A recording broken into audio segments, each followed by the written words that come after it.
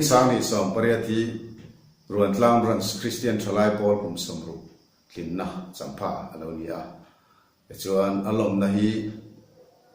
ninga atangani riat November sang ni som pariata hian ro kuitakin man katuma emia hian ruan tlang branch Christian thalai pol member lo ni to tele ruan tlang ko frenalom to song te Minlo pui turin kan som vek chewa mun la le mun na mi te po local vek turin kan som chewa roi ne ro pui takalom kan tuma ko no te po namani dong som turin kan lo buat sai ni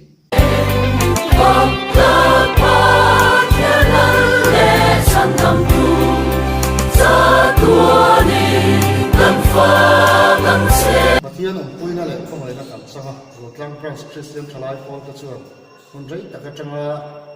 te thlir kan lo thi diamond Jubilee hun kan lo thlen ta reng mai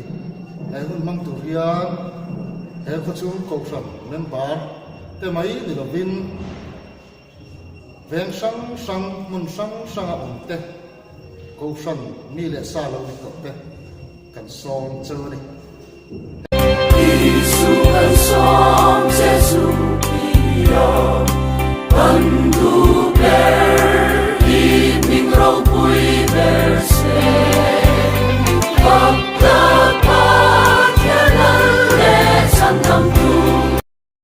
kum sang ding som pariat November ninga tangani riat ta hian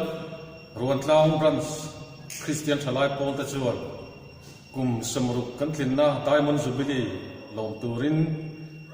kanin buat sai me ka he hun ron pang tur hian ruan tlang branch Christian thalai pol member lo to zong le ruan tlang ko khana lo loi to zong te kan som chewa ma ni kan lo loi to na ko san a hian lo ho ru Minlo i fakang